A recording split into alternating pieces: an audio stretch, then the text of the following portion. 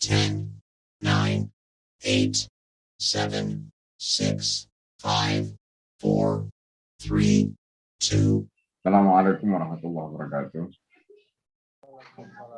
Bismillahirrahmanirrahim. Alhamdulillah. Wassalatu ala rasulillah wa ala alihi wa sahbihi wa man wala. Rabbi shrah li sadri wa yassir li amri wa hlul 'uqdatam min lisani yafqahu qawli. Allahumma inna a'udzubika min adilla wa dhalla zalla wa adlima a'udzana wa ta'ala.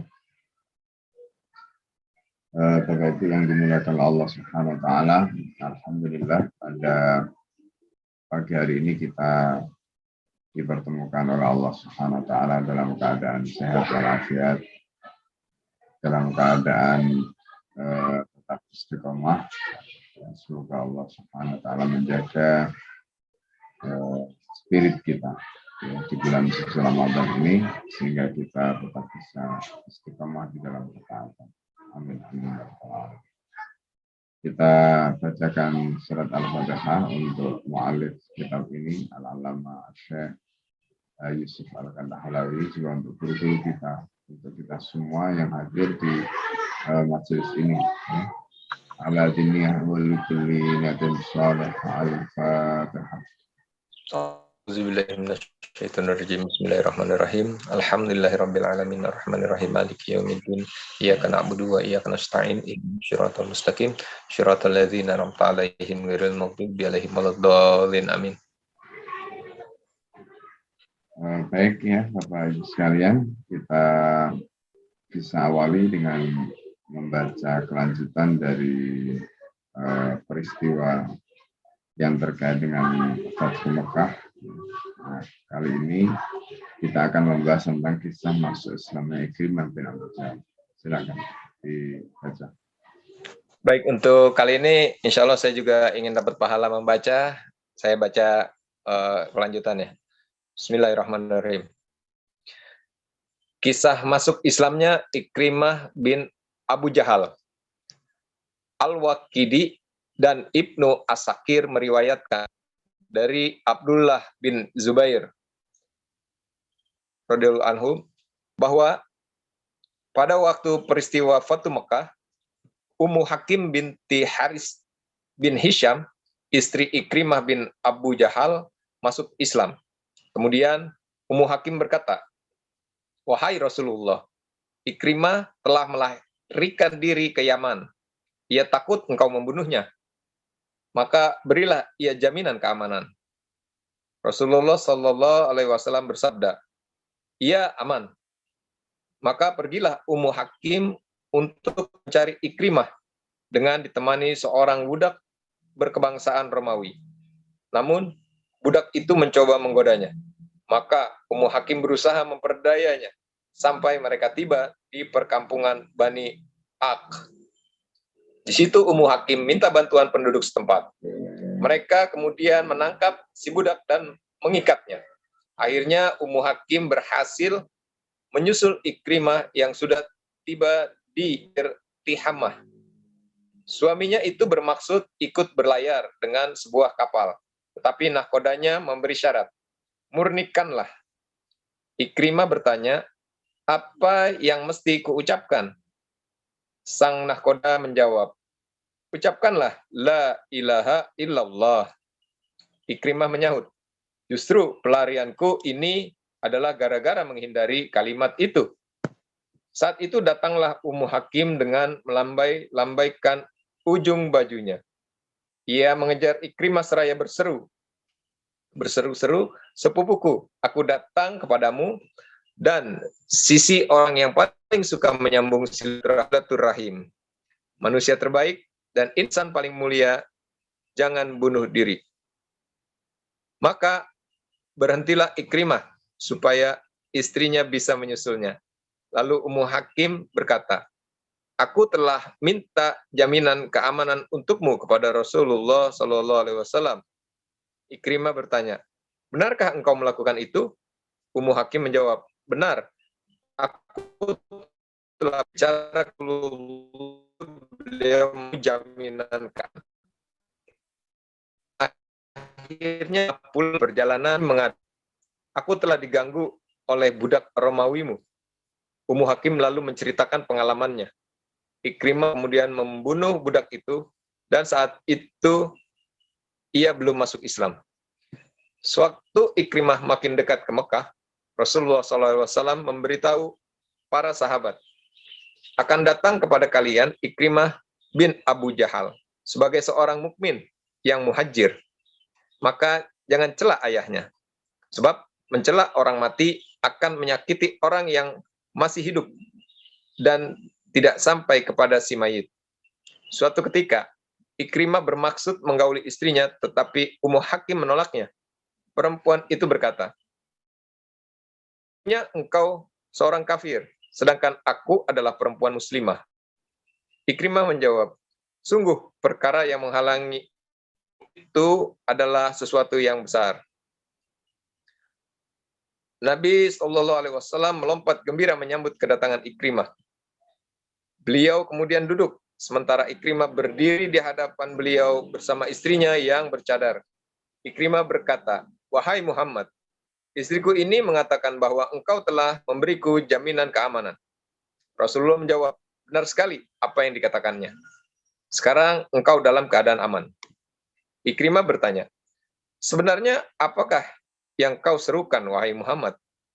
Rasulullah menjawab, aku menyerumu supaya bersaksi bahwa tiada Tuhan selain Allah dan bahwa aku adalah utusan Allah. Juga supaya engkau mendirikan sholat, menunaikan zakat, melakukan ini dan itu. Beliau menjelaskan seluk-beluk Islam.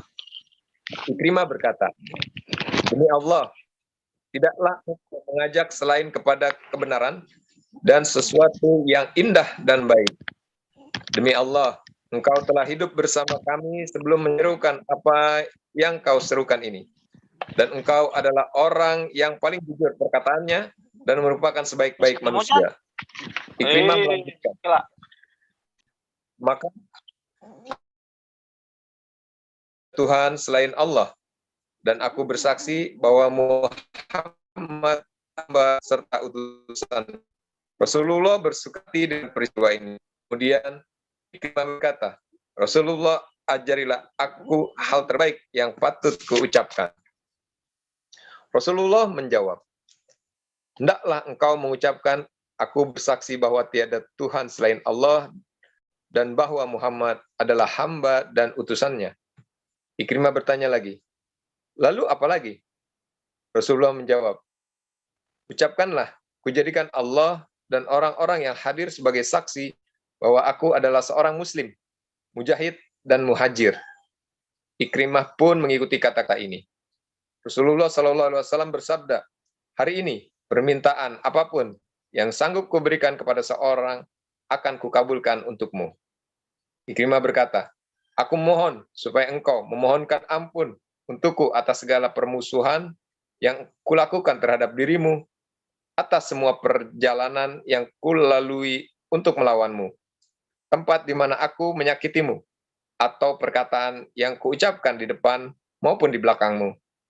Maka Rasulullah SAW berdoa, ya Allah, ampunilah ia atas setiap permusuhan yang dikobarkannya terhadapku, dan setiap perjalanannya kemanapun demi memadamkan cahayamu.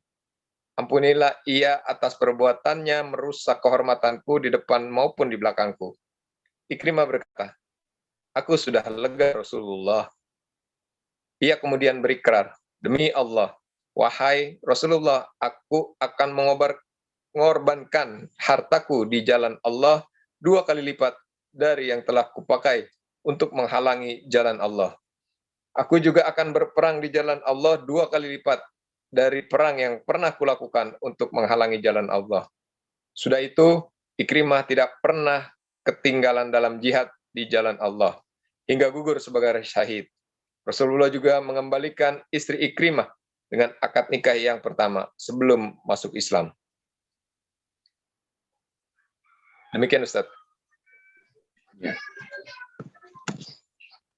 Baik ya. Jadi ini ada pelajaran yang berharga ya.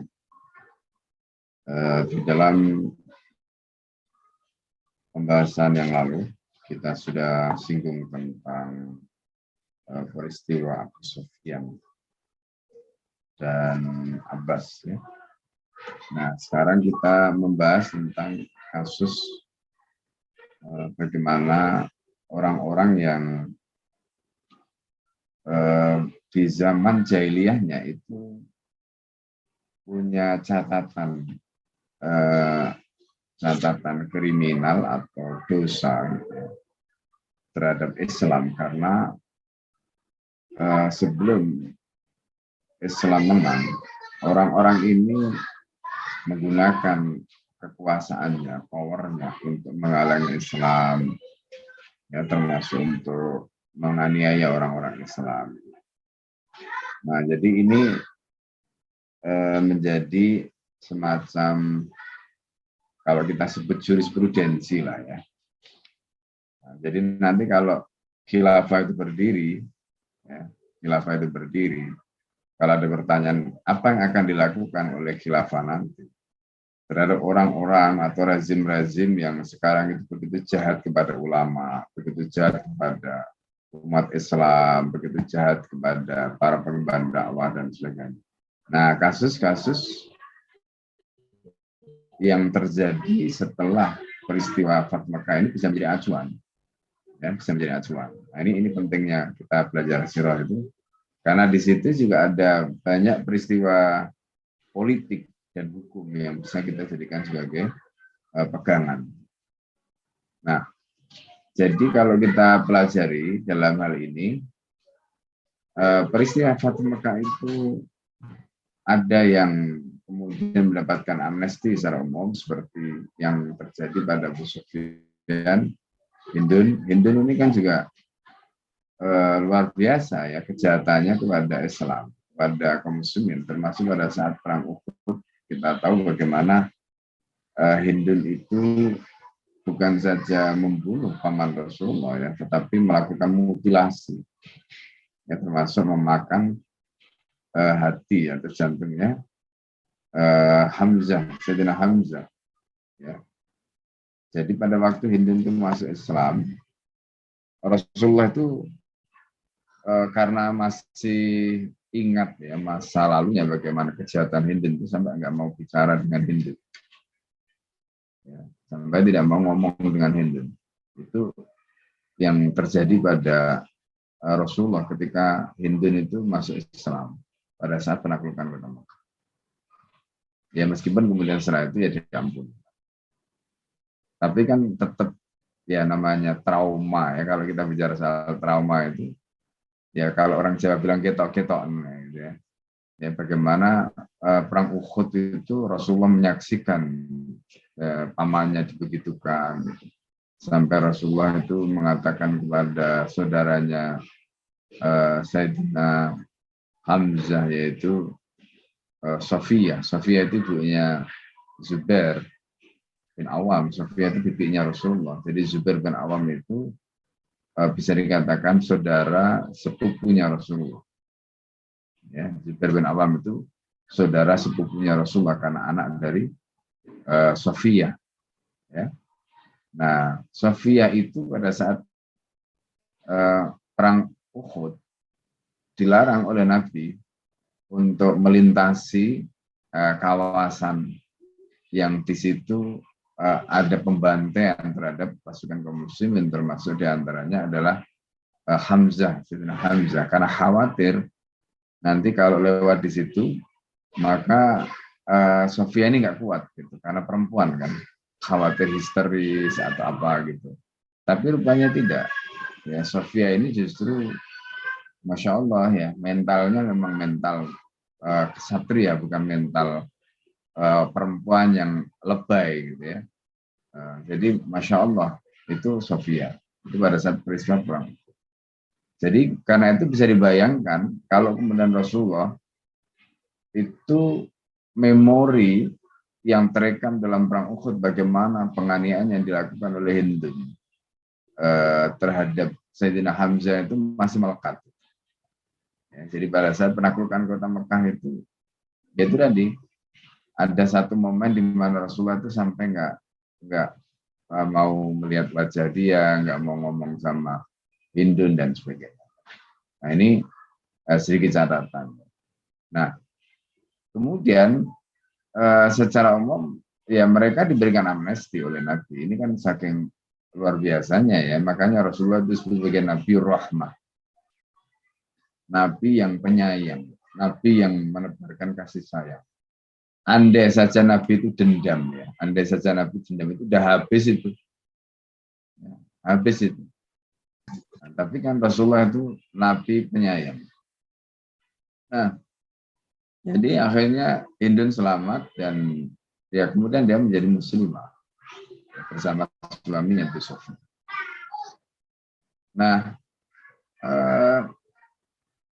kasus lain adalah orang-orang, ini yang kedua, kasus yang lain orang-orang yang memang mereka itu masuk di dalam list gitu, ya, di dalam daftar.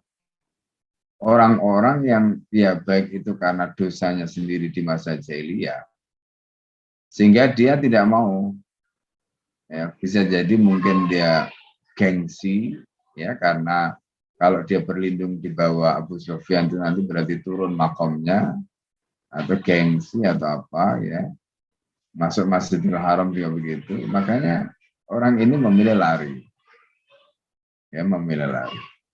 Nah, nanti di antara mereka ini ada yang kemudian juga diberi amnesti oleh Nabi.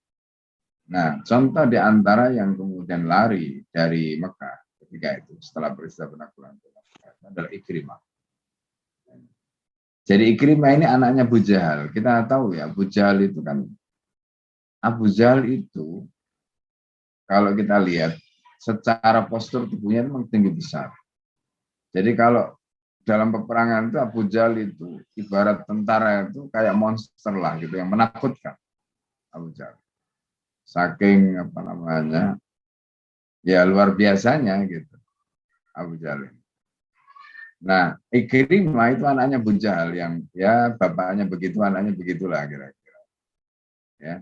Nah maka Ikrimah ini ketika penaklukan kota Mekah dia termasuk yang tidak mau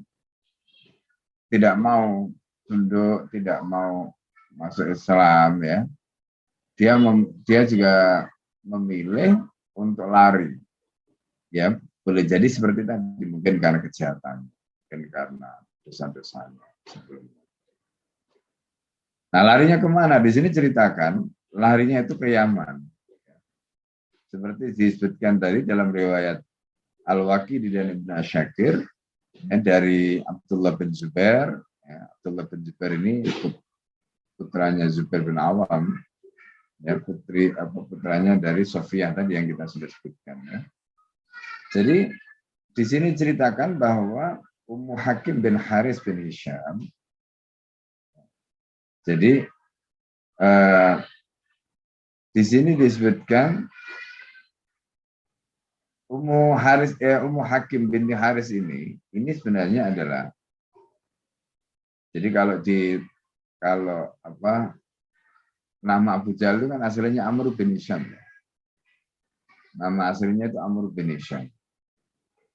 Nah, Ummu Hakim binti Haris bin Hisham ini itu Hakim bin Hisham, Haris bin Hisham ini kalau tidak salah itu adalah saudaranya Abu Jahal. Jadi istilahnya itu masih apa namanya saudara sepupunya Ikrimah.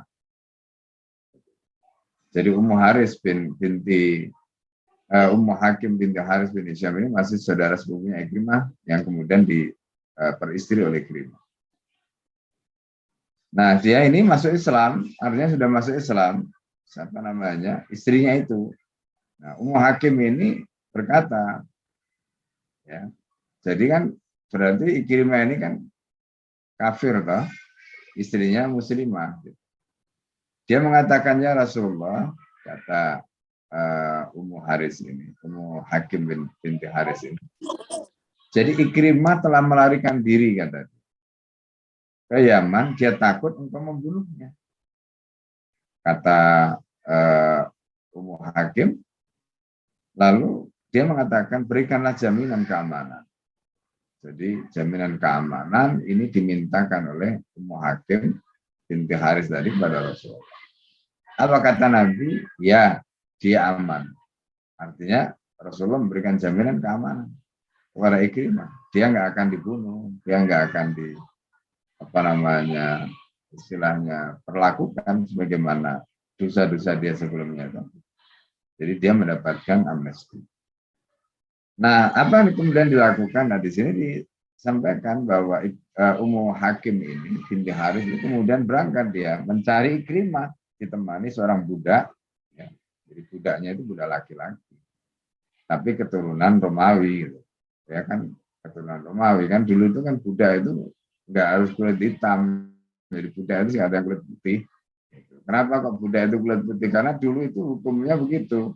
Kalau orang itu kalah perang kan, yang kalah ya bisa jadi budak kan. Nah itu. Jadi karena itu ya budak itu tidak hanya kulit hitam, tapi juga ada yang kulit putih. Nah termasuk ini. Jadi budak itu mencoba, nah celakanya budak itu mencoba untuk menggoda Ummu Hakim binti Haris ini. Ya. Apalagi kan kebayangkan perjalanan jauh dari Mekah ke Yaman itu kan jauh. Ya kalau sebut saja lah misalnya ke Taif saja, Taif itu kan wilayah yang paling dekat dengan Mekah. Itu sudah paling tidak jaraknya sudah kalau lewat gunung ya, kan ada jalur kayak sekarang itu kita mau ke mana Padalarang gitu misalnya, atau lewat ke Bandung gitu kan, ada yang lewat puncak, ada yang lewat tol misalnya. Nah, gitulah ya. Nah, yang lewat tol ini memang pendek, ya lewat tol ini memang jauh gitu ya. Tapi dia lebih cepat. Gitu. Nah, yang agak dekat ya itu lewat jalur puncak istilahnya. Kalau di sana itu ada jalur sil ada. Itu saja jaraknya masih sekitar 70-an kilo. Gitu loh, dari Mekah itu. Nah, bayangkan perjalanan 70 kilo itu kan zaman dulu bukan naik kendaraan seperti sekarang, itu kan waktunya cukup lumayan ya kan, itu bisa sehari 2 hari itu perjalanannya saja. Nah jadi karena itu kalau yang paling dekat. Nah kalau Yaman yang agak jauh dari Mekah kan ya lumayan gitu.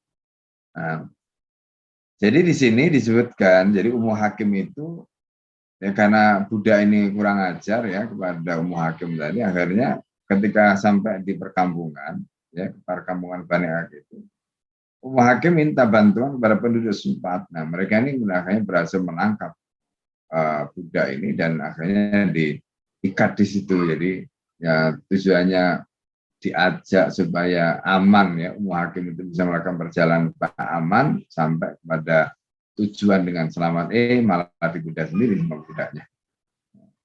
Nah ini budak yang nggak tahu diri nih, karena makomnya budak itu kan beda dengan orang merdeka ya, beda dengan orang merdeka. Nah jadi karena itu kalau dulu zaman dulu itu ya budak itu ya ibaratnya seperti barang dagangan memang, karena dia seperti benda gitu. Ya, karena itu boleh dijadikan ghanimah, dijual dan sebagainya, itu budak. Gitu. Ya. Nah, akhirnya apa yang terjadi? Jadi ketika Ummu Hakim itu sampai di sini disebutkan pesisir Tihama, ya. Pesisir Tihama. Nah, jadi ketika itu Ikrimah mau menyeberang, ya, dengan sebuah kapal. Nah, kemudian akhirnya saat itulah ya Ikrimah ketemu ya sama istrinya tadi. Ya, jadi, nah disitulah kemudian akhirnya terjadi dialog di sini seperti yang disebutkan. Ya. Ikrimah bertanya ketika dia memberi syarat, ya, jadi supaya suaminya itu di sini disebutkan ikut berlayar dengan kapal, tapi nakodanya memberi syarat, ya. Jadi murnikanlah, maksudnya akhlis ya kalau bahasa Arab. Ya ikhlaskanlah gitu. Nah Ikrimah tanya, apa yang harus diucapkan? Apa yang harus diucapkan? Nakoda itu menjawab, ucapkan la ilaha illallah ya supaya kamu bisa ikut kata. Ikrimah mengatakan justru karena itu aku lari dari Mekah, kata. Karena kalimat itulah kan kita sudah pernah sampaikan kan, satu kata yang membuat apa namanya Abu Jahal itu marah, ya la ilaha illallah ini. Gitu. Justru itu yang membuat dia lari, kok malah itu dijadikan sebagai syarat untuk bisa naik kapal tadi. Nah akhirnya Ummu Hakim itu datang ya melambai-lambaikan ujung bajunya tadi ya, mengejar Ikrimah karena dia tahu itu suaminya. Nah, kemudian akhirnya dia mengatakan, sepupuku, aku datang kepadamu, itu tadi kan sepupuku, karena memang Ummu Hakim bin Haris bin Hisham itu kan masih saudara sepupu dari Ikrimah, karena Ikrimah itu kan anaknya Abu Jahal, Amr bin Hisham. Nah, Ummu Hakim ini anaknya Haris bin Hisham, jadi masih bapaknya Ummu Hakim itu saudaraan dengan Abu Jahal gitu loh. Jadi makanya ini memanggilnya sepupuku, ya kan, sepupuku. Jadi aku datang kepadamu dari sisi orang yang paling suka menyambung silaturahim. Siapa? Maksudnya ini Rasulullah. Manusia terbaik, manusia pilihan yang paling mulia, ya. Karena itu jangan bunuh diri kamu, ya, jangan bunuh diri. Ya, kan itu kan di atas kapal mau apa namanya mungkin dia terjun ya ke laut dan sebagainya gitu. Ingatkan kamu jangan bunuh diri. Ya. Kemudian akhirnya Ikrimah itu berhenti ya supaya istrinya itu bisa menyusul. Nah, lalu Ummu Hakim mengatakan, aku sudah minta jaminan untuk kepada Rasulullah, jadi kamu jangan khawatir lah. Nah, Ikrimah bertanya, benar nggak kamu melakukan itu? Dijawab sama Ummu Hakim, ya benar, katanya. Aku sudah berbicara langsung dengan Rasulullah dan beliau memberikan jaminan padaku. Ya aman, tadi itu kalimat yang disampaikan Rasulullah. Artinya kalau Rasulullah sudah ngomong ya aman, itu berarti karena Rasulullah itu kan nggak mungkin bohong ya. Rasulullah itu nggak mungkin bohong, nggak mencela-mencela gitu. Ya jadi apa namanya kita Rasulullah itu sekali ngomong ya omongan Nabi itu dipegang betul. Karena Rasulullah itu nggak pernah bohong. Jangankan omongannya, kedipan matanya aja Nabi nggak pernah bohong. Ya, Nabi itu mau gurau, mau serius itu nggak pernah bohong. Nah, itu Rasulullah. Ya, kalau kita kan kadang-kadang, oh ini gurau. Gitu. Jadi seolah-olah kalau gurau itu boleh bohong, padahal nggak boleh. Gurau itu bohong juga haram. Nggak boleh. Nah, ini hati-hati. Ya. Nah, jadi itu yang harus kita pahami. Nah, jadi Rasulullah SAW memberikan jaminan kepada Ikrimah bahwa dia akan aman kalau dia kembali. Akhirnya apa yang terjadi? Di sini disebutkan bahwa Ikrimah itu pulang bersama Ummu Hakim ya, bin Haris bin Hisham. Nah, jadi di dalam perjalanan itu kemudian si Ummu Hakim bin Haris bin Hisham tadi itu Ummu Haris ya binti Hakim binti Haris bin Hisham tadi itu mengadu pada siapa namanya Ikrimah ya tentang budak Romawi yang mengganggu atau menggoda dia. Ya, nah, ceritalah dia pengalamannya seperti apa. Ya, Ikrimah kemudian akhirnya apa? Marah ya, ini istrinya kan, orang Arab itu ya meskipun dia jahiliyah itu kalau istri itu kehormatan, ya, kehormatan. Jadi jangan sampai dia istri itu digoda itu penghinaan besar bagi mereka. Karena terjadi apa? Dibunuh si budak tadi oleh Ikrimah, ya kan? Nah, jadi budak tadi itu dibunuh. Nah, jadi ketika Ikrimah membunuh budak itu, Ikrimah itu belum masuk Islam, belum masuk Islam. Nah, ini yang perlu dicatat. Kemudian di sini disebutkan ketika dia sudah dekat ke Mekah, Rasulullah memberitahu para sahabat. Ya, ini kata Rasulullah. Nah, ini yang perlu kita catat. Akan datang pada kalian Ikrimah bin Abu Jahal sebagai seorang mukmin dan muhajir, orang yang berhijrah. Maka jangan cela ayahnya. Jadi kan kadang-kadang ini kan orang itu suka membuli ya. Kamu itu anaknya Abu Jahal. Nah, Abu Jahal kan gembong orang kafir, kan? Nah, kadang orang itu kan kalau diingatkan masa lalunya, "Oh, kamu itu anaknya bajingan ya, kayak itu kan siapa yang nggak marah? Pasti marah kan? Maka Rasulullah mengingatkan itu, jangan sampai diantarakan ada yang bilang begitulah gitu kasarannya. Ya, kamu ini anaknya maling misalnya itu kan nggak boleh gitu. Nah, itu yang diingatkan Rasulullah supaya apa?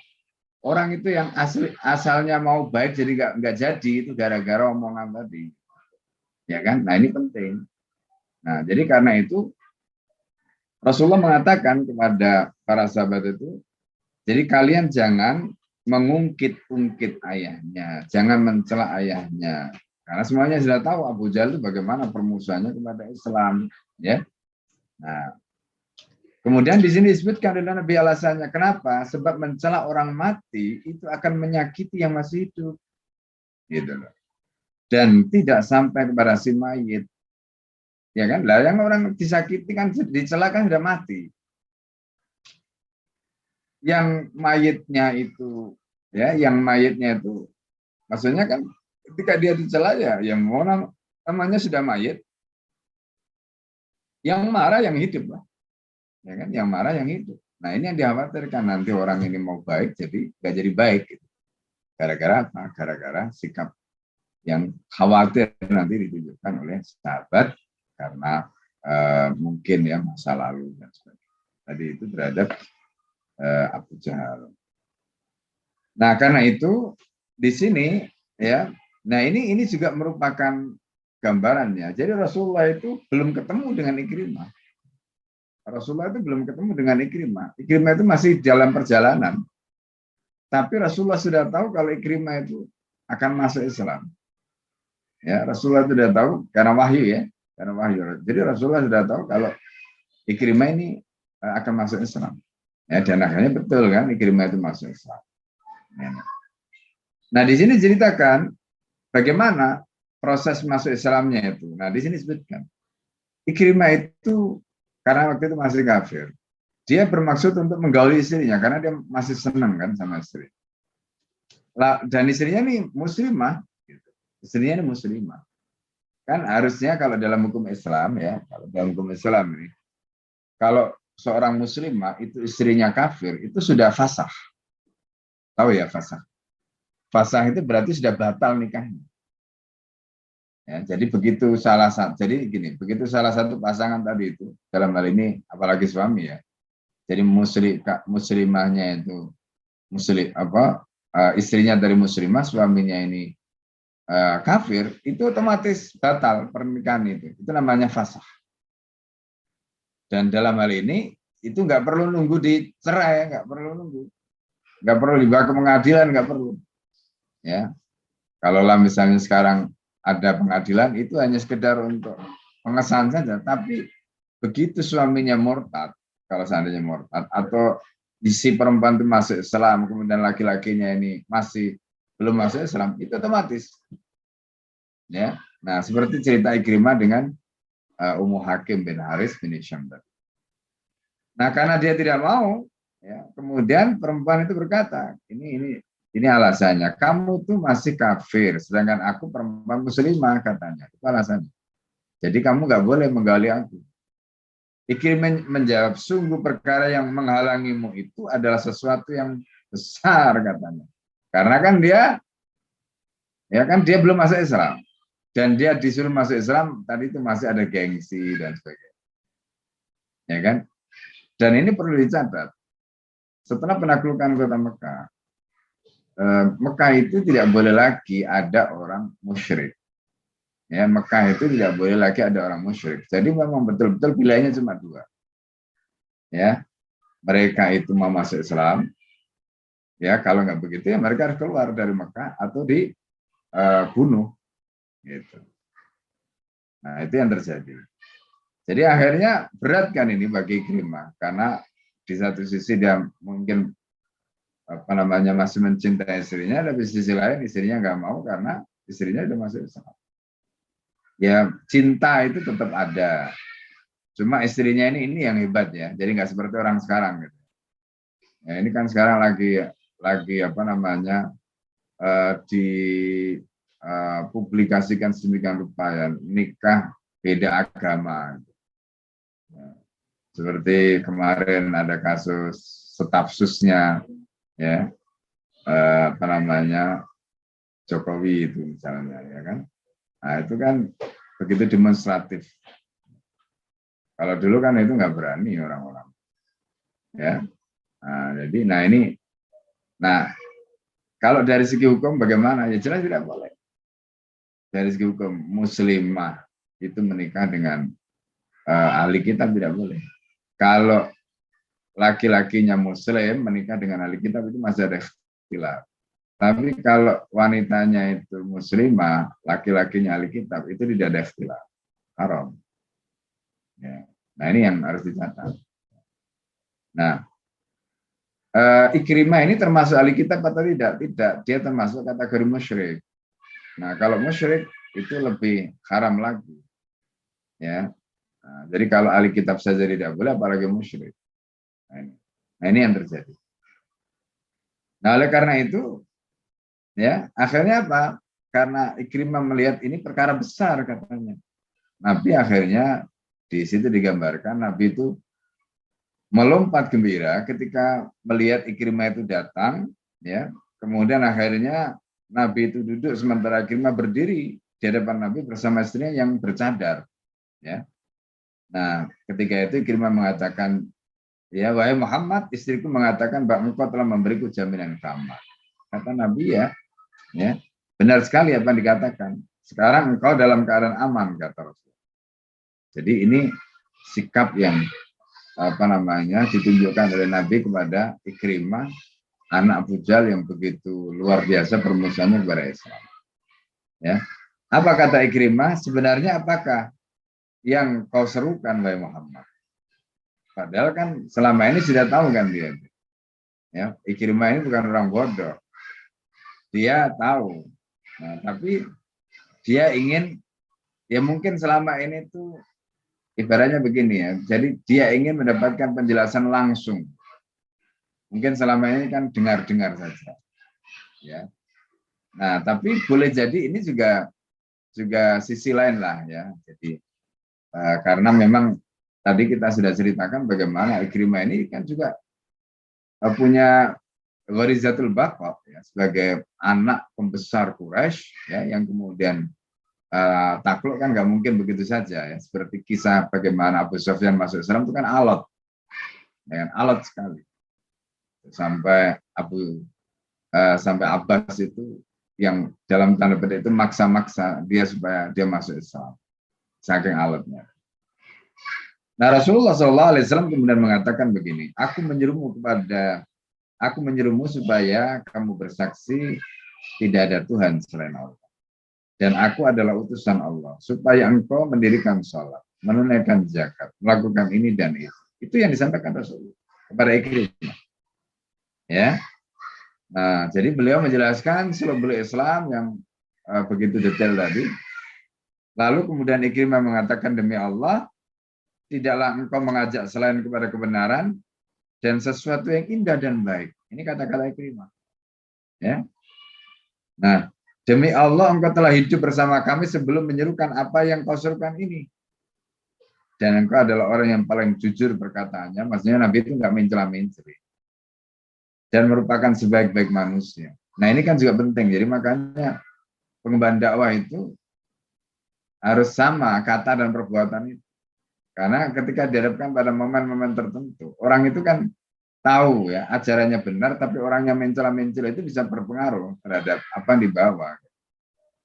Sebenarnya Anda itu, ya saya itu percaya, tapi melihat Anda itu jadi ragu, kan ada yang begitu. Nah, dalam kondisi seperti ini, keraguan Ikrimah tadi itu tidak ada sama sekali karena pertama melihat sosok Rasulullah yang punya integritas yang luar biasa, nggak pernah bohong, nggak pernah kata dan perbuatannya itu beda. Terus yang disampaikan itu yang awalnya masih mengkhawatirkan, meragukan dan sebagainya, dan dia bisa melihat bagaimana Islam bersifat atau bersikap rahmah ya kepada orang yang boleh dikatakan musuh bebuyutan seperti dia dan orang tuanya tadi, itu luar biasa.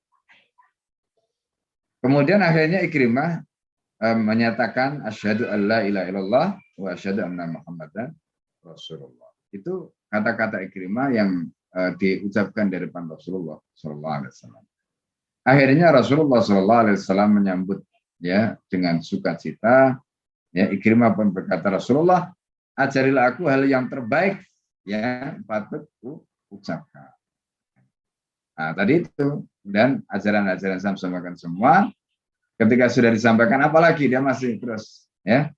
Nah, jadi ini tadi semua yang disampaikan tadi itu adalah gambaran, ya, tentang apa yang dilakukan oleh Rasulullah kepada Ikrimah. Jadi setelah Ikrimah masuk Islam, apa yang dilakukan? Rasulullah kemudian di sini disebutkan menikahkan lagi, ya kan? Nah, jadi supaya Ikrimah itu bisa, kan tadi itu nikahnya sudah batal masalahnya, ya, itu juga menjadi pelajaran. Makanya di sini disebutkan, ya, tadi di bagian, nah di bagian akhir itu Rasulullah mengembalikan istri Ikrimah dengan akad nikah yang pertama. Jadi dengan akad nikah yang pertama sebelum masuk Islam. Nah, jadi karena dia sudah masuk Islam berarti sudah sah lagi, ya kan? Dikembalikan lagi dengan akad yang pertama, dan ya ini menjelaskan pada kita. Jadi status hubungan suami istri tadi ketika beda agama ya itu sudah istilahnya fasah, ya. Nah, karena itu dalam hal ini ketika dia sudah masuk Islam ya sudah. Ya. Nah, jadi pelajaran apa yang bisa kita ambil dari kisah ini atau riwayat ini? Yang pertama tadi, sikap Rasulullah kepada orang yang memusuhi Islam. Ya. Jadi dalam hal ini, Ikrimah ini termasuk yang dia tidak jadi masuk dalam daftar list, ya, atau masuk dalam list Rasulullah tadi, tapi kemudian diberikan amnesti. Nah, nanti ada kasus lain yang orang-orang itu tidak diberi amnesti oleh Nabi, dibunuh oleh Rasulullah. Nah, itu ada. Nah, itu nanti yang apa namanya diceritakan dalam riwayat yang lain. Nah, jadi ini pelajaran yang pertama. Yang kedua tadi terkait dengan bagaimana hubungan suami istri, ya, dalam kasus ini antara Ikrimah dengan Ummu Hakim binti Haris, ya, bin Hisham tadi itu, yang kemudian dinyatakan putus, ya, atau fasakh secara otomatis itu, ya, ketika keduanya itu beda agama. Nah, kalau dalam bahasa Al-Quran, ya, kalau dalam bahasa Al-Quran itu kalau suami istri itu sudah beda iman itu tidak lagi disebut zaujah, seperti kisah Imra'atu Fir'aun dan sebagainya. Nah, mereka itu disebut zaujah itu kalau imannya sama, pikirannya sama, perasaannya sama, itu baru disebut zaujah. Ya. Baik, ya, itu terkait dengan penjelasan tentang kisah masuk Islamnya Ikrimah bin Abu Jahal. Baik, silakan kalau mau bertanya atau mau dilanjutkan silakan. Baik, kita kasih kesempatan dulu buat teman-teman sekalian, para peserta kajian Sirah Nabawiyah untuk bertanya jika ada yang ingin ditanyakan atau ada hikmah-hikmah lain yang mungkin bisa disampaikan terkait dengan masuk Islamnya Ikrimah bin Abu Jahal, yang mana sebelumnya sangat jahat sekali sampai dia kabur, takut dibunuh oleh Rasulullah, namun ternyata Rasulullah menjamin amanannya sehingga dia kembali ke Mekah dan berpindah menjadi mualaf, ya, menjadi Islam. Dipersilakan buat yang Ikhwan langsung saja open mic kalau ingin bertanya, dan buat yang kuat ditekan untuk menuliskan di kolom chat. Bismillahirrahmanirrahim. Kisah masuk Islamnya Sofwan bin Umayyah. Al-Waqidi dan Ibnu Asakir meriwayatkan dari Abdullah bin Zubair radhiyallahu anhu bahwa ketika terjadi peristiwa Fathu Makkah, istri Sofwan bin Umayyah, Bahum binti Mu'adal dari Bani Kinana telah masuk Islam. Sedangkan Sofwan bin Umayyah melarikan diri sampai di suatu celah di antara dua bukit. Ia ditemani oleh budaknya yang bernama Yasar dan tidak ada orang lain bersamanya. Kata Sofwan kepada Yasar, "Yasar, engkau, perhatikanlah siapa yang mengejar kita itu." Yasar menjawab, "Itu adalah Umair bin Wahab." Sofwan berkata, "Apa yang harus kulakukan terhadap Umair? Demi Allah, tidaklah ia datang kecuali untuk membunuhku. Ia telah membantu Muhammad untuk melawanku." Sofwan mendekati Umair dan berkata, "Hai Umair, belum cukupkah apa yang telah kau perbuat pada diriku? Engkau membebaniku supaya membayar utangmu dan membantu keluargamu. Lalu sekarang engkau datang hendak membunuhku pula." Umair menyahut, "Wahai Abu Wahab, aku bersumpah, aku datang dari tempat insan terbaik dan paling suka menyambung silaturahim. Sebelumnya Umair telah mengatakan kepada Rasulullah, 'Wahai Rasulullah, pemimpin kaumku telah melarikan diri untuk menceburkan diri ke laut. Ia takut sekali Anda tidak mau memberinya jaminan keamanan, maka berilah ia jaminan keamanan.' Rasulullah SAW menjawab, 'Aku telah menjamin keamanannya.' Maka Umair pergi mengejar Sofwan dan memberitahukan, 'Sesungguhnya Rasulullah SAW telah memberikan jaminan keamanan kepadamu.' Sofwan berkata, 'Demi Allah, aku tidak akan pulang bersamamu sebelum kau tunjukkan kepadaku bukti yang bisa kukenali.' Ketika hal itu diceritakan kepada Rasulullah SAW, beliau bersabda, 'Bawalah sorbanku ini.' Umair kembali menemui Sofwan dengan membawa sorban Rasulullah, yaitu sehelai kain burdah yang dililitkan di kepala. Kata Umair, 'Wahai Abu Wahab, aku datang kepadamu dari sisi manusia terbaik, manusia yang paling suka menyambung silaturahim, paling mulia dan paling sabar. Kehormatannya adalah kehormatanmu juga. Kejayaannya adalah kejayaanmu juga. Kekuasaannya adalah kekuasaanmu juga. Beliau adalah putra ayah dan ibumu sendiri. Aku mengingatkan Allah di dalam hatimu.' Sofwan menjawab, 'Aku takut kalau nanti dibunuh.' Umair menyahut, Beliau mengajakmu untuk masuk Islam jika hal itu mudah bagimu. Jika tidak, beliau memberimu waktu 2 bulan dan adalah beliau manusia yang paling tepat janjinya dan paling baik di antara mereka. Beliau telah mengirimkan kain burdah yang beliau pakai sebagai sorban. Apakah engkau tahu seperti apa kainnya?' Sofwan tahu. Maka ia menjawab, 'Ya, aku tahu.' Umair mengeluarkan sorban yang dibawanya dan Sofwan langsung membenarkan, 'Ya, benar, itulah kain sorbannya.' Akhirnya Sofwan bersedia kembali ke Mekah dan menemui Rasulullah. Saat itu beliau sedang mengimami sholat asar di masjid. Umair dan Sofwan menunggu. Lalu Sofwan bertanya, berapa kali mereka sholat dalam sehari semalam? Umair menjawab, 5 kali.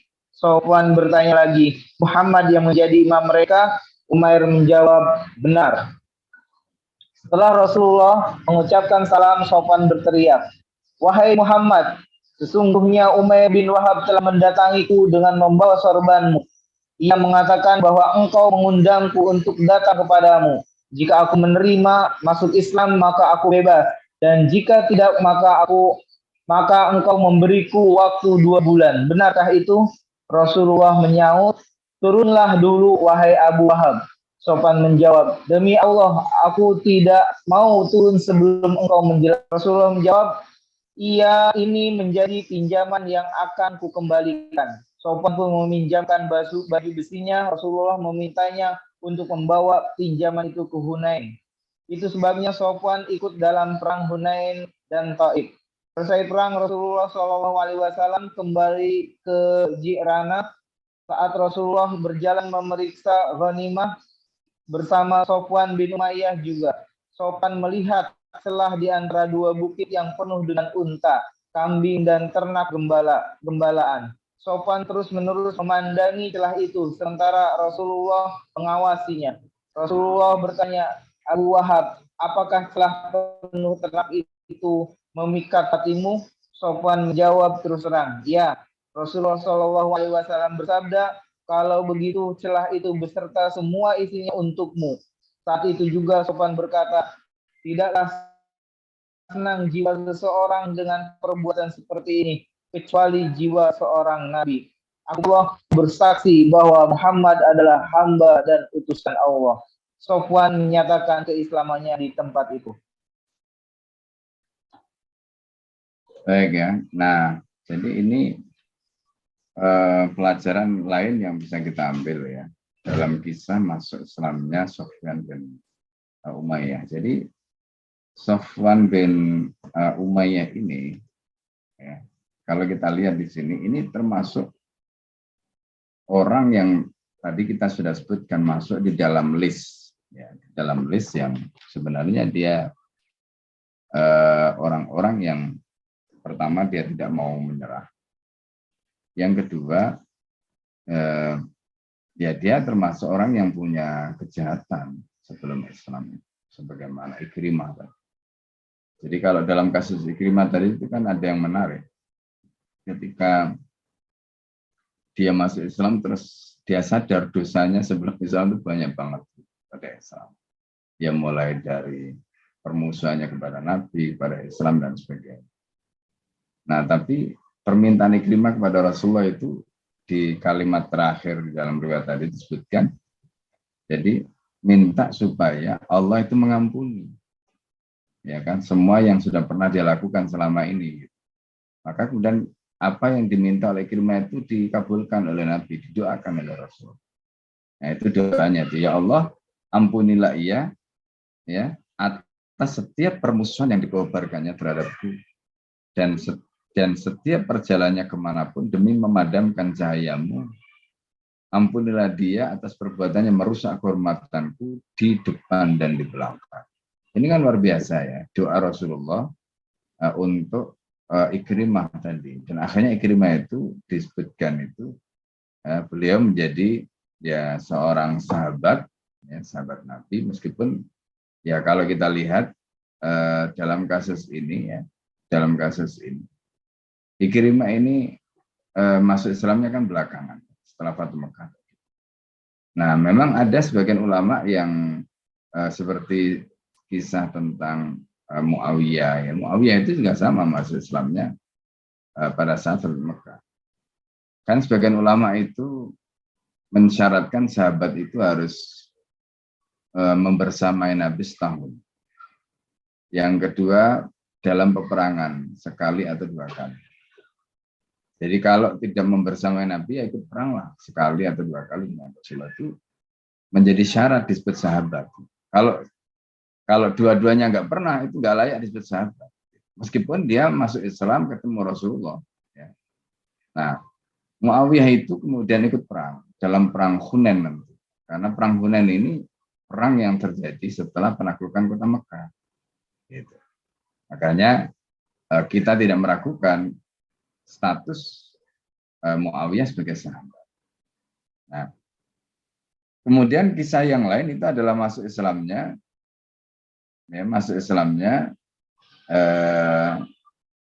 Sofyan bin Umayyah. Nah, Sofyan bin Umayyah ini juga begitu.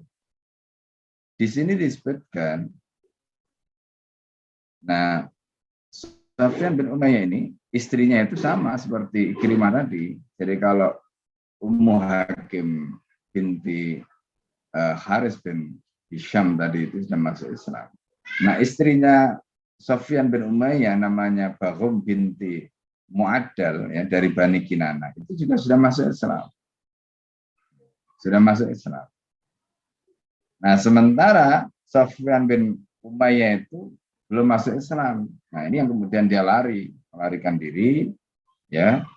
Nah, pada saat itu dia ditemani oleh budak yang bernama Yasar.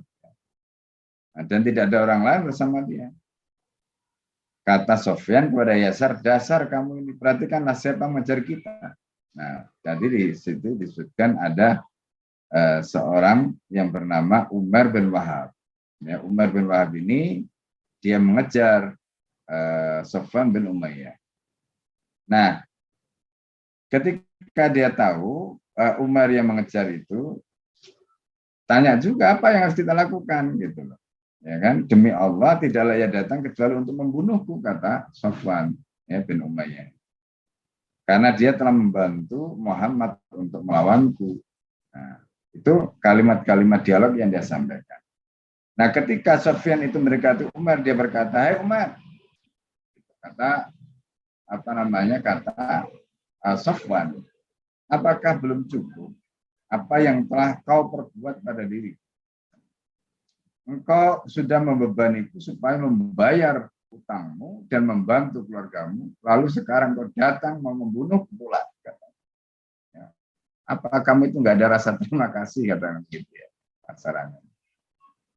Nah, jadi Umar itu kemudian mengatakan begini, "Wahai Abu Wahab," ini panggilan Sofwan, gitu. Abu Wahab itu panggilan dia. "Aku bersumpah aku datang dari tempat insan terbaik." Jadi kalimatnya bersama seperti kalimatnya Ummu Hakim tadi. Ya, dari tempat terbaik ya yang suka menyambung silaturahim, itu kalimat yang digunakan. Jadi maksudnya datang itu bukan permusuhan gitu. Jadi datang itu bukan permusuhan. Ini kan juga, nah kalimat-kalimat begini ini penting ya, maksudnya itu untuk bahasa negosiasi untuk meyakinkan bahwa kami ini datang bukan untuk bermusuhan. Karena seolah-olah kan Islam itu dituduh pemecah belah, seolah-olah Islam itu dituduh sebagai sumber persoalan. Padahal enggak. Nah, akhirnya kemudian Umar, ya, jadi Umar itu mengatakan begini, ya, sebelum ketemu dengan Sofwan tadi itu, "Ya Rasulullah, ya pemimpin kaumku," katanya, maksudnya pemimpin kaumku itu ya Sofwan bin Umayyah tadi, ya, telah melarikan diri untuk menceburkan diri kalau dia mau bunuh diri. Memang ada sebagian itu yang karena tadi ya khawatir nanti dipermalukan, dibunuh, macam-macam lah, itu lebih baik mereka lari bunuh diri. Jadi kenapa kok tadi ada kalimat dari Ummu Hakim kepada Ikrimah yang seperti itu? Karena mereka itu daripada mati ya dipermalukan di hadapan musuh, lebih baik mati bunuh diri gitu kan. Mati bunuh diri kan nggak malu lah kasaran. Ya kan? Ya, itu yang mau mereka lakukan. Jadi pikirannya sama gitu. Pikirannya sama. Nah, dia takut Anda tidak mau memberinya jaminan keamanan, kata Umar. Gitu. Maka berikanlah dia jaminan keamanan. Ini kalimatnya. Nah, Rasulullah kemudian apa? Jawabannya sama seperti kepada Ikrimah tadi, kepada Ummu Hakim tadi. Jawabannya iya, kami berikan keamanan, kata Rasulullah. Akhirnya betul kan, Umar ini ngejar Sofwan bin Umayyah. Nah, pada saat dikejar itulah yang tadi kemudian terjadi dialog itu. Nah, ketika ketemu dengan Sofwan bin Umayyah itu, maka Umar itu mengatakan begini, "Sungguh Rasulullah itu sudah memberi jaminan kepadamu, jadi kamu nggak usah khawatir gitu, kamu nggak usah khawatir." Nah, Sofwan tetap nggak percaya, "Demi Allah aku tidak akan pulang," katanya. Sebelum kau tunjukkan bukti, apa buktinya kalau Rasulullah sudah memberikan jaminan. Dan ini juga apa menunjukkan kecerdasan ya yang luar biasa ya. Kan bayangkan kalau Sofwan itu ngomong begitu, lalu Umar itu nggak membawa bukti apa-apa dari sisi Nabi, kira-kira percaya nggak Sofwan dari? Jawabannya nggak akan percaya. Nah, pertanyaannya kemudian apa yang membuat Umar itu membawa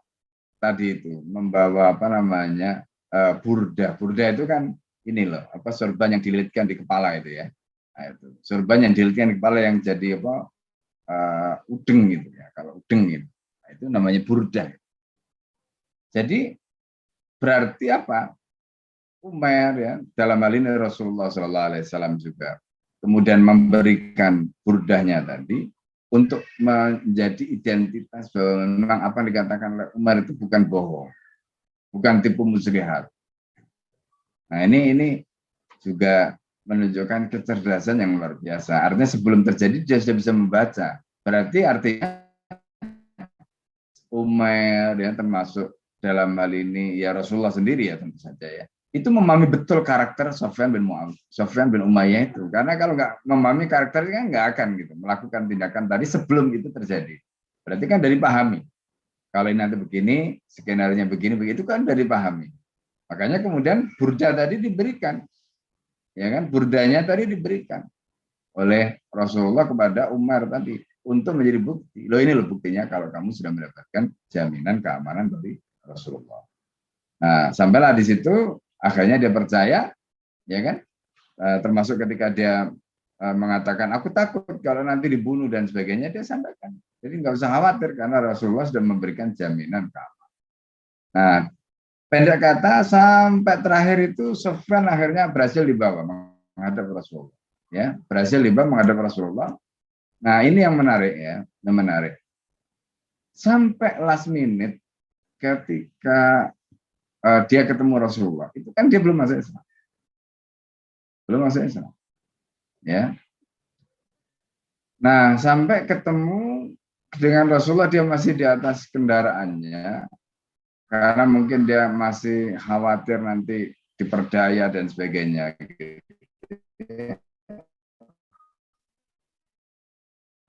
Rasulullah itu kan nggak pernah bohong.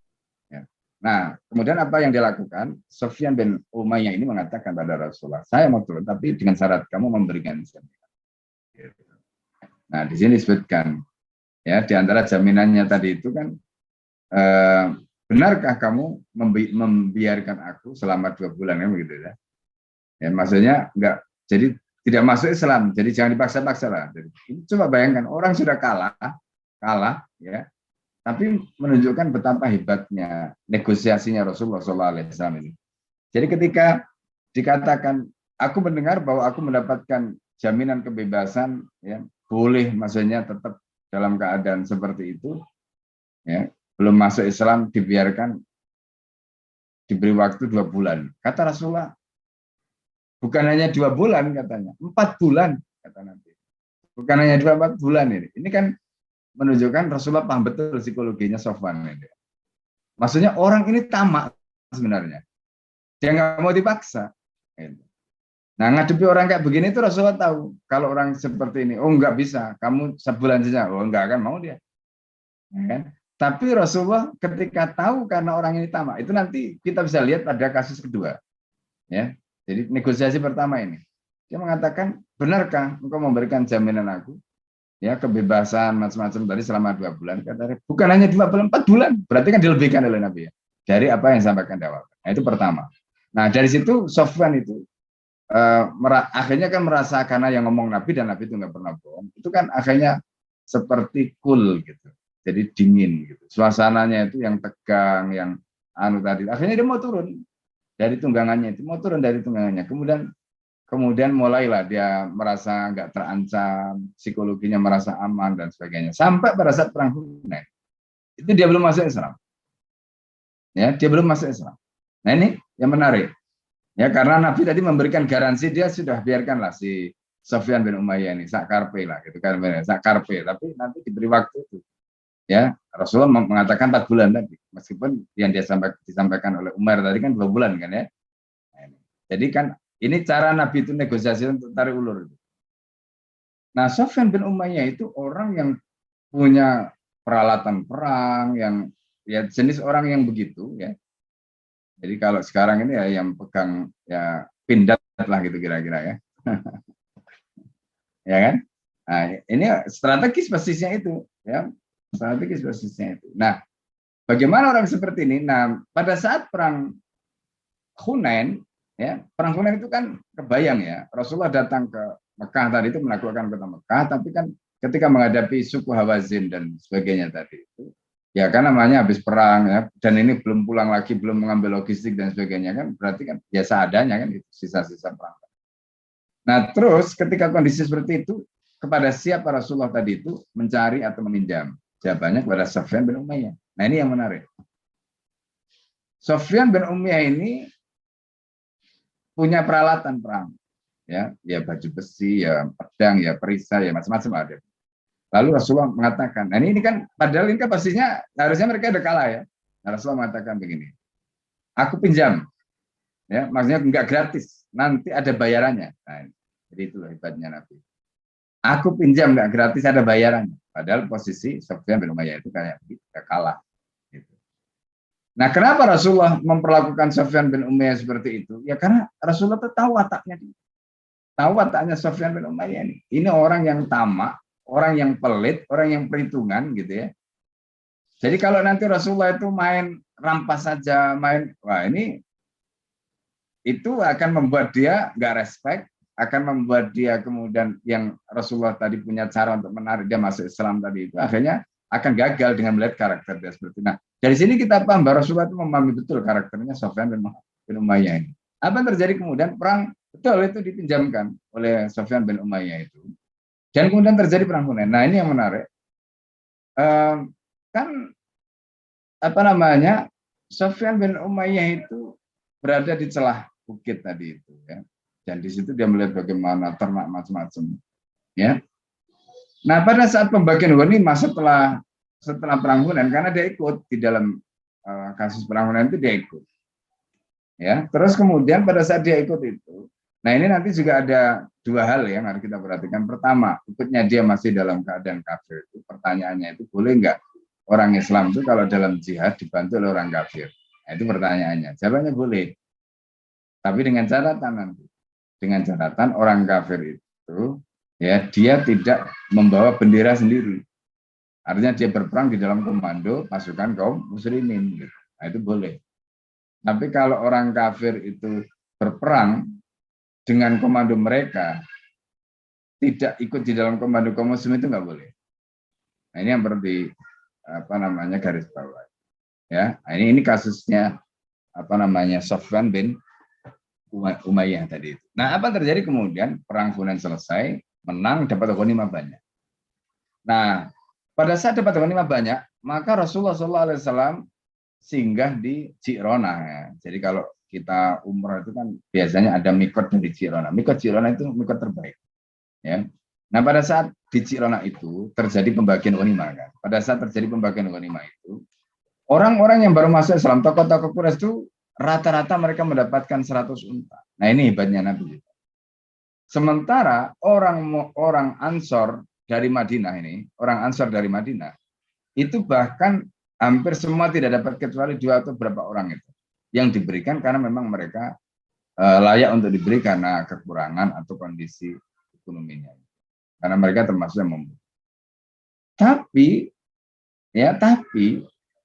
kebanyakan apa yang didapatkan dari perang Hunain tadi itu diberikan kepada orang Quraisy yang baru masuk Islam tadi. Coba bayangkan ya. Ini orang baru masuk Islam, begitu dapat ghanimah banyak, yang dapat banyak justru orang Quraisy. Makanya kemudian menimbulkan nanti itu iri di kalangan orang Ansor. Sampai ada ungkapan nanti itu Muhammad. Ketika sudah apa namanya menang, yang diingat kaumnya, sementara kita dilupakan. Tapi giliran perlu dukungan, perlu pertolongan, kita yang butuhkan. Gitu. Nah, Rasulullah ketika mendengar itu marah Rasulullah. Akhirnya dikumpulkan mereka itu, ya. Nah, di dalam riwayat ini nggak disebutkan, dikumpulkan mereka. Lalu kemudian Rasulullah, nah ini juga jenisnya Nabi ya, cara menyelesaikan masalah psikologi, masalah perasaan, masalah hasad. Gitu. Jadi Nabi itu begini tawarannya kepada mereka. Ya, ini kata Rasulullah. Aku mendengar kalian ada mengatakan begini. Kemudian Rasulullah katakan, apakah benar kalian mengatakan begitu? Kata mereka benar. Ya. Ketahuilah kata Rasulullah. Orang Quraisy mereka pulang membawa harta.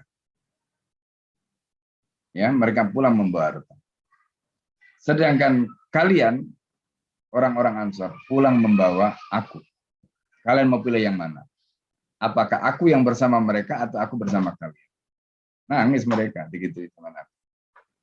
Ya kan? Lebih berharga mana? Harta atau aku? Nah, itu berarti gitu. Ya, nangis mereka. Digitukan Rasulullah. Ya Rasulullah, kami memilihmu, lebih baik kami pulang bersamamu dan biarkanlah orang-orang Quraisy itu pulang dengan membawa harta rampasan. Masya Allah. Itu cara Nabi. Ini jeniusnya Rasulullah SAW. Menyelesaikan masalah. Jadi akhirnya orang Ansar tadi itu sudah mereka nggak ada perasaan dongkol, nggak ada perasaan hasad karena mereka mendapatkan nikmat yang lebih besar, yaitu pulang ke Madinah membawa Rasulullah. Nah, sementara orang Quraisy pulang ke Mekah hanya membawa harta. Padahal bagi Rasulullah kan bisa saja, nggak balik ke Madinah, ke Mekah saja. Wong Mekah itu sudah takluk, Pak. Nah, ini pelajaran yang luar biasa. Nah, terus pertanyaannya begini. Lalu apa strategi di balik itu? Kenapa Rasulullah SAW memberikan kepada orang Quraisy tadi itu harta yang banyak dari ghanimah tadi? Nah, ini yang nanti perlu menjadi pelajaran bagi kita. Nah, disinilah nanti ada istilahnya itu mu'allafati qulubuhum. Ya, kalau di dalam zakat itu kan ada orang-orang mu'allaf. Nah, ini juga menjadi pelajaran bagi kita. Mu'allaf itu bukan sembarang orang, Pak. Bu, ya. Jadi bukan sembarang orang yang masuk Islam itu disebut mu'allaf, enggak. Kalau kita merujuk riwayat ini ya. Jadi siapa yang disebut mu'allaf itu? Mu'allaf itu tokoh. Yang punya pengaruh, yang masuk Islam itu mu'allaf. Gitu. Sehingga hatinya itu perlu kita ikat karena ketokohannya. Sebab kalau dia masuk Islam nanti di belakangnya itu banyak buntutnya. Gitu. Karena itulah maka Rasulullah memberikan kepada mereka itu bagian mu'allafati qulubuhum supaya hati mereka itu terikat. Supaya itu mereka itu bisa kita ikat, gitu loh.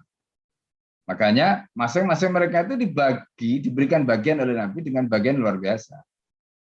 Abu Sofyan itu dapat 100 unta, Muawiyah 100 unta. Semua hampir rata-rata tokoh-tokoh tadi dapat 100 unta. Kecuali Sofyan bin Umayyah tadi. Sofyan bin Umayyah itu kan sebenarnya dia masih kafir kan? Masih kafir. Dalam perang tadi itu sebenarnya dia itu dalam tanda petik ya, itu kalau kita masukkan dia dalam pasukan kaum muslimin tidak karena dia masih kafir, tapi kan dia itu karena ikut dalam perang tadi dan tadi kita sudah katakan boleh orang non muslim itu ikut dan dia berhak untuk mendapatkan bagian ya, dan itu dikasih oleh Nabi padahal dia ketika itu belum masuk Islam ya, dikasih oleh Rasulullah. Nah pertanyaannya, kenapa Rasulullah memberikan kepada dia lebih daripada yang lain-lain? Abu Sufyan dapat 100 unta. Tapi Sofwan bin Muawiyah itu dapat 200 unta. Dapat 200 unta sendiri dia. Tadi kan kita sudah ceritakan bagaimana orang ini kedekut, tamak, ya kan? Nah, itu ternyata strateginya Nabi. Dan apa yang terjadi kemudian? Tadi kan pertama Rasulullah itu sudah akad. Ya, ini peralatan perangmu dipinjam dengan bayaran. Nah, maka dibayar dengan ghanimah 200 unta. Dikasih 100.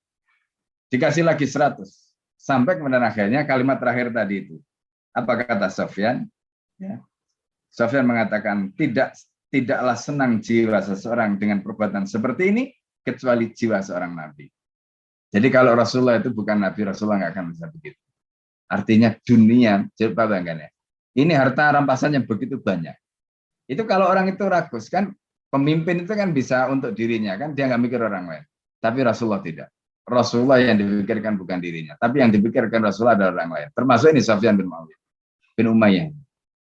Nah, karena itu kemudian apa? Kata Sofyan bin Umayyah, aku bersaksi tidak ada Tuhan selain Allah dan aku bersaksi Muhammad itu adalah hamba dan utusan Allah. Masuk Islam dia di situ. Ya kan?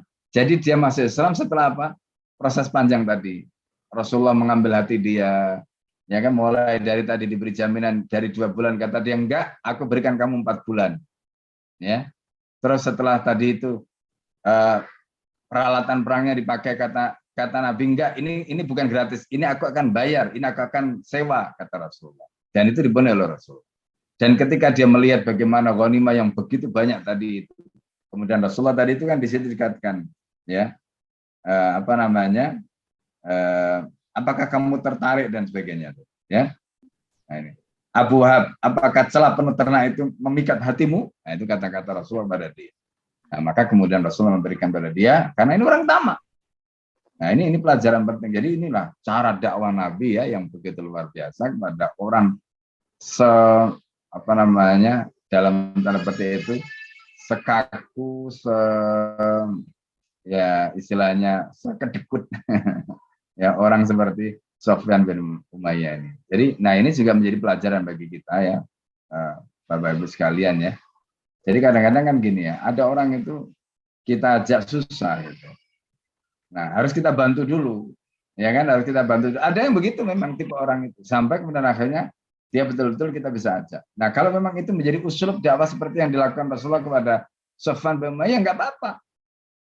Ya kan? Nah, termasuk tadi karena Rasulullah itu menghitung Sofwan bin Umayyah ini ya termasuk tadi orang-orang yang dianggap punya kekuatan gitu. Ya kan, ketokohan dan sebagainya, sehingga cara Nabi ya istilahnya itu melakukan tindakan persuasi kepada Sofwan bin Umayyah ini memang luar biasa. Dan itu semuanya menunjukkan ya Rasulullah SAW begitu hebatnya ya dalam membaca psikologi orang itu, sehingga Rasulullah tahu bagaimana caranya menggiring orang itu sampai kemudian akhirnya orang itu masuk Islam. Nah, jadi ini pelajaran-pelajaran yang luar biasa. Ya, begitu. Silakan kalau ada pertanyaan atau ada yang ingin disampaikan. Bismillahirrahmanirrahim. Kisah masuk Islamnya Al-Harits bin Hisham radhiyallahu anhu. Al-Hakim meriwayatkan dari Abdullah bin Ikrimah, ia menceritakan bahwa ketika terjadi peristiwa Fathu Makkah, Al-Harits bin Hisham dan Abdullah bin Abi Rabi'ah mendatangi Ummu Hani binti Abu Thalib radhiyallahu anhu untuk meminta perlindungan kepadanya. Mereka berkata, kami berada dalam perlindunganmu. Ummu Hani pun memberikan perlindungan kepada mereka. Kemudian datanglah Ali bin Abi Thalib ke situ. Begitu melihat keduanya, Ali langsung menghunus pedangnya. Namun Ummu Hani melompat mendekati mereka, kemudian merangkul Ali dan berkata, engkau akan melakukan ini terhadapku, bunuh aku dulu sebelum membunuh mereka. Ali berkata, engkau melindungi kedua orang musyrik ini. Kemudian Ali langsung keluar. Ummu Hani menceritakan, kemudian aku menghadap Rasulullah dan berkata, wahai Rasulullah, ada apakah dengan saudaraku Ali? Aku melindungi dua kerabatku dari golongan musyrikin. Tetapi Ali meloncat ke arah mereka hendak membunuh mereka. Rasulullah Shallallahu Alaihi Wasallam bersabda, itu tidak boleh dilakukan. Kami melindungi orang yang kau lindungi, dan kami memberi jaminan keamanan kepada orang yang kau jamin keamanannya. Ummu Hani kembali menemui mereka dan memberitahukan pada Rasulullah tadi. Keduanya kembali ke rumah masing-masing dengan lega. Selang beberapa waktu, seseorang mengabarkan kepada Rasulullah bahwa Al-Harits bin Hisham dan Abdullah bin Abu Rabi'ah duduk di sebuah majlis. Mereka dengan pakaian-pakaian mewah yang dibubuhi minyak za'faran. Rasulullah SAW bersabda, tidak ada alasan untuk menyerang mereka, sebab kita sudah menjamin keamanan mereka. Al-Harits bin Hisham menceritakan, aku merasa amat malu kalau Rasulullah sampai melihatku. Aku teringat pandangan beliau terhadapku di setiap tempat kaum musyrikin. Lalu aku teringat akan kebaikan dan kasih sayangnya. Maka aku menemui Rasulullah di masjid dan beliau menyambutku dengan hangat. Beliau berdiri lalu aku pun mendekat, mengucapkan salam dan mengucapkan syahadat dengan sungguh-sungguh. Rasulullah bersabda, segala puji bagi Allah yang telah memberimu hidayah. Tidak layak bila orang seperti dirimu tidak mengenal Islam. Al-Harits berkata, demi Allah, tidak pernah aku melihat sesuatu yang begitu salah dimengerti seperti Islam. Jadi ini terkait dengan masuk Islamnya Al-Harits bin Hisham. Tadi kita sudah sebut ya, Al-Harits bin Hisham ini adalah saudaranya Abu Jahal. Al-Harits bin Hisham ini bapaknya Ummu Hakim tadi. Ya, jadi Ummu Hakim itu adalah istrinya Ikrimah. Ya kan, Ummu Hakim bin Harits bin Hisham, binti Harits bin Hisham. Nah, jadi kalau kita lihat di sini ya, nah ini tadi seperti yang kita sudah sampaikan ya. Jadi Harits bin Hisham, kemudian Abdullah bin Abi Rabi'ah ini mendatangi Ummu Hani. Ya, Ummu Hani itu adalah bibinya Nabi, ya, binti Abu Thalib. Ya. Bukan bibinya Nabi ya. Ummu Hani itu berarti sama Rasulullah itu saudara sepupu ya, karena Ummu Hani itu putrinya Abu Thalib ya. Abu Thalib itu adalah paman Rasulullah ya, jadi berarti hubungannya sepupu. Nah, jadi mereka datang untuk minta himayah istilahnya, perlindungan kepada Ummu Hani. kata Al-Harits bin Hisham dan Abdullah bin Abi Rabi'ah, aku berada di dalam perlindunganmu, berada di dalam himayah. Nah, Ummu Hani memberikan perlindungan pada mereka, lalu datang ya Ali bin Abi Thalib. Nah, begitu melihat keduanya, Ali itu menghunus pedang. Ya. Ini peristiwanya setelah Fathu Mekah. Ya, peristiwanya setelah Fathu Mekah. Kemudian Ummu Hani melompat. Nah, Ummu Hani kan berarti saudaranya Ali kan? Ummu Hani saudaranya Ali. Gitu. Ya kan? Begitu melihat Ali, saudaranya datang menghunus pedang, lalu lompat dia. Ya, mendekati kemudian merangkul Ali dan berkata, engkau akan melakukan ini terhadapku, bunuh aku dulu sebelum engkau membunuh mereka. Oke juga Sayyidina Ali. Ya. Ali berkata, engkau melindungi dua orang musyrik ini, kata. Ya. Nah, Ali kemudian langsung keluar. Nah, Ummu Hani menceritakan itu, menghadap Rasulullah dan berkata, ya Rasulullah, ya, ada apakah dengan saudaraku ini Ali maksudnya? Aku melindungi dua kerabatku dari golongan musyrikin, tapi Ali meloncat ke arah mereka ingin membunuh mereka. Jadi kan kalau dalam Islam itu orang itu kalau memberikan jaminan, ya maka jaminan itu berlaku. Jadi kalau sekarang kan jaminan itu kan diberikan negara ya. Tapi kalau di dalam Islam itu jaminan bisa diberikan perorangan. Karena status orang di dalam Islam itu luar biasa. Ya. Ketika dia memberikan jaminan perlindungan keamanan, ya itu artinya bukan atau kalau sekarang itu ya kayak semacam personal garansi lah gitu ya. Jadi personal garansi itu ya diberikan oleh individu seperti kisah Ummu Hani tadi, memberikan personal garansi kepada Al-Harits bin Hisham ya, dan Abdullah bin Abi Rabi'ah. Nah, di situ kemudian dijelaskan Rasulullah mengatakan itu tidak boleh dilakukan, kata Rasulullah ya kepada Sayyidina Ali. Kami melindungi orang yang kau lindungi, kata Nabi. Kami, maksudnya Rasulullah, melindungi orang yang kau lindungi. Kami memberi jaminan kepada orang yang kau jamin keamanan. Artinya ada personal garansi. Jadi personal garansi itu diakui. Ya, personal garansi itu diakui. Nah, lalu Ummu Hani kembali menemui mereka, memberitahukan sabda Nabi tadi.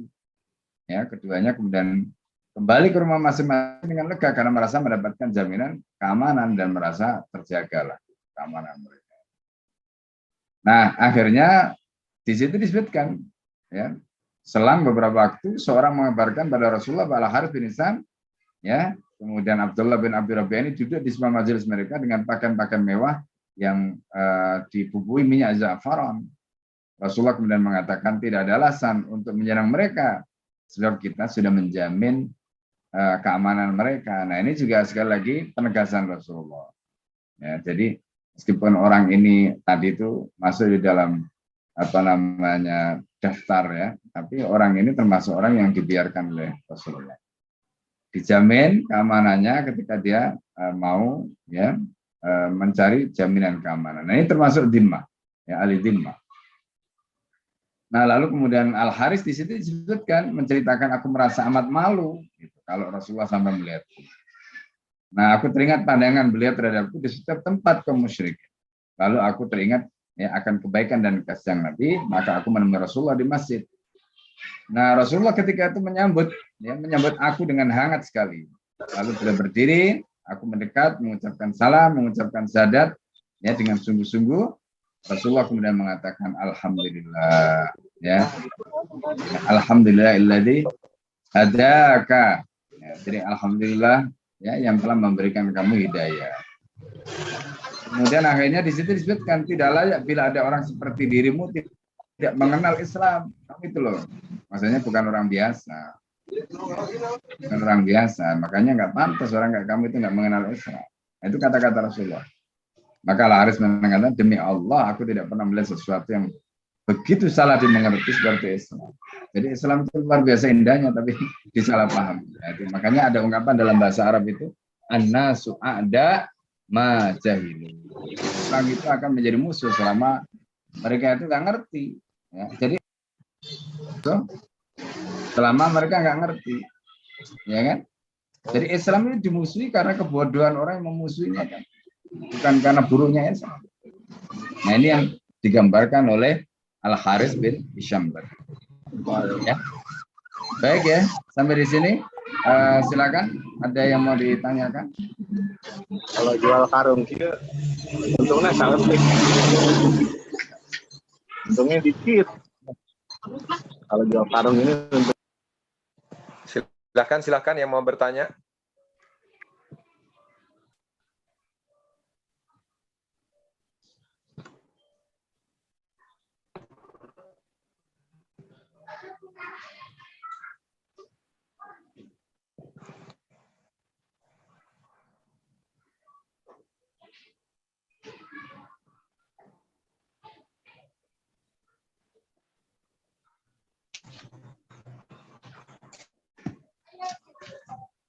Ya, kalau nggak ada mungkin sampai di Saya sini. Ustaz mau Ya, silakan. Silakan. ya terkait diimplementasikan kita di kehidupan sehari-hari itu Ustaz. Ini kan ya luar biasa kalau memang akhlak beliau seperti itu ya. Bagaimana kita nih bisa cara itu mungkin kiatnya gitu, belajar memaafkan seseorang yang sudah menzolimi kita, menahan dakwah kita ataupun mungkin yang lebih parah dari itu gitu ya, yang sudah pernah kita rasakan dan kita harus lakukan gitu, sikap terbaik kita kepada mereka itu mungkin ada kiatnya Ustadz untuk bisa kita implementasikan dalam kehidupan sehari-hari. Ya, di sini sebenarnya tadi kita sudah sampaikan ya. Pertama terkait dengan kalau ini bicara dalam konteks dakwah, ya kan dakwah itu bukan semata-mata aktivitas pribadi, tapi di situ itu ada aktivitas kelompok, aktivitas sistem, gitu ya, organisasi termasuk negara. Gitu. Ya. Nah kita itu kan seringkali marah itu kalau kita hanya memikirkan diri kita. Jadi misalnya orang itu memperlakukan kita dengan tidak baik. Kalau kita hanya mikir pribadi kita, ya akhirnya tadi marah-marah karena dendam.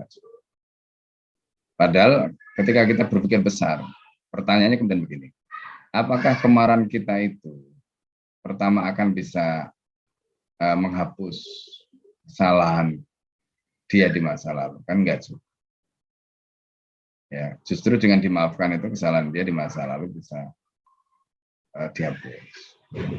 Yang kedua, apakah dengan kemarahan tadi itu nanti justru tidak menimbulkan masalah baru?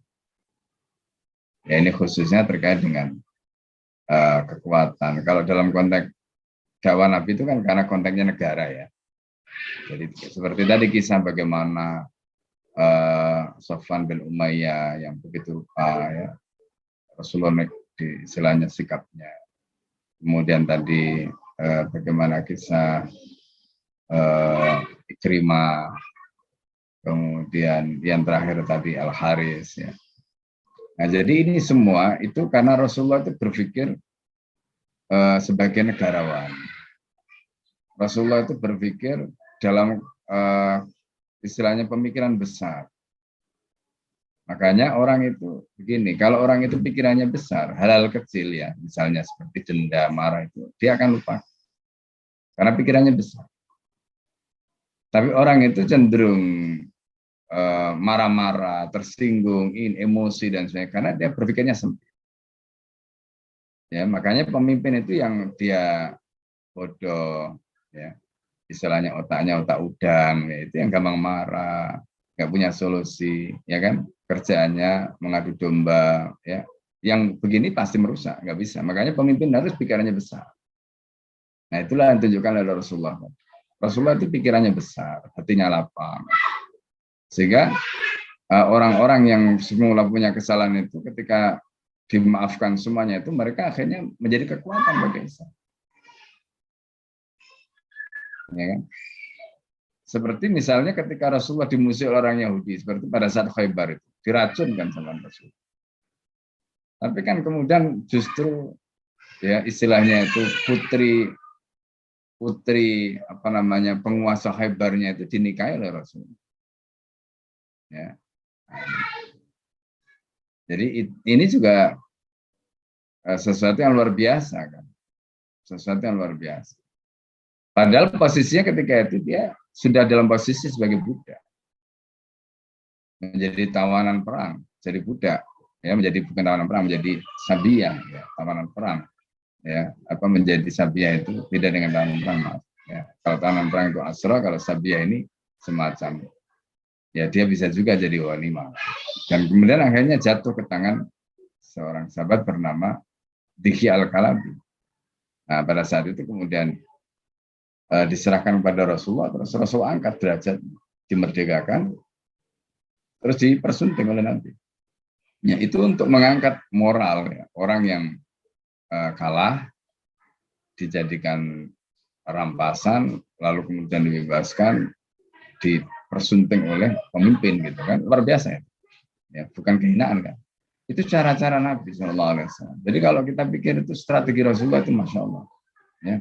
Jadi selain ini bicara dalam konteks wahyu, tapi apa yang dilakukan Rasulullah itu betul-betul secara psikologi itu membuat musuh itu sudah nggak berkutik.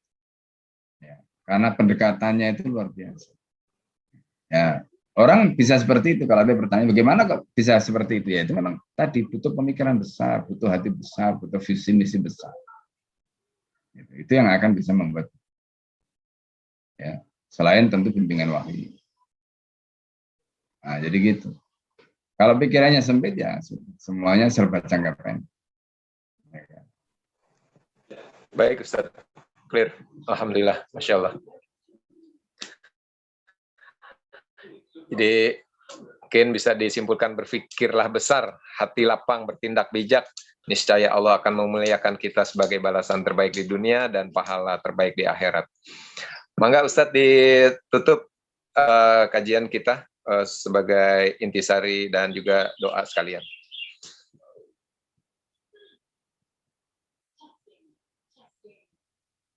Masih di mute Ustadz. Ya.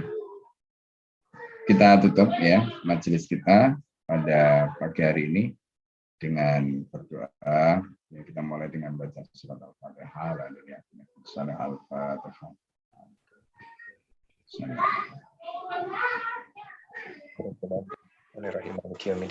Iyyaka na'budu wa iyyaka nasta'in ihdinas siratal mustaqim siratal ladzina an'amta 'alaihim ghairil maghdubi 'alaihim waladdallin amin. Bismillahirrahmanirrahim. Allahumma shalli wa sallim ala sayyidina Muhammadin alhamdulillah rabbil alamin. Hamda yafina ma'hu wa yaghfiru ma duna ya rabbana lakal hamdu kama yanbaghi li jalali wajhikal karim wa 'azimi ismika. Allahumma inna nas'aluka Allahumma inna nas'aluka min al-khairi kullihi ajili wa ajili ma 'alimna minhu wa ma lam na'lam. Wa na'udzu bika min asy-syarri kullihi ajili wa ajili ma 'alimna minhu wa ma lam na'lam. Allahumma inna nas'aluka ilman nafi'a wa rizqan halalan thayyiban wa ahsan mubarakah.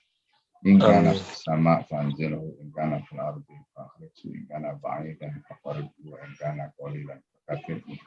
In kana mu'siran fayassirhu wa in kana haraman fatahhu ya Rabbana atina fid dunya hasanah wa fil akhirati hasanah wa qina adzaban nar. Wassallallahu ala sayyidina Muhammadin walhamdulillahi rabbil alamin.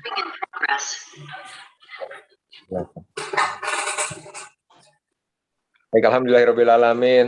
Masya Allah, luar biasa kajian kita hari ini dan insya Allah kita akan jumpa kembali pekan depan. Semoga semua sahabat-sahabat dalam keadaan sehat selalu dan tentunya Allah tetap istiqomahkan dalam belajar, khususnya belajar kajian Sirah Nabawiyah bersama kita di Selasa pagi.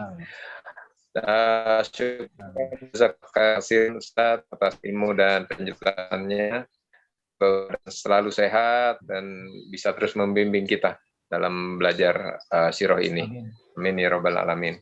Mari sama-sama kita bacakan istighfar 3 kali. Astagfirullahaladzim, astagfirullahaladzim, astagfirullahaladzim. Kita bacakan dalam alhamdulillahirabbil alamin. Penutup kabar publik. Subhanaka Allahumma wa bihamdika asyhadu an la ilaha illa anta astaghfiruka. Kurang lebihnya mewakili panitia host dan juga seluruh rekan yang menyiapkan kajian sirah ini dengan membacakan wabillahi taufik wal hidayah. Assalamualaikum warahmatullahi wabarakatuh.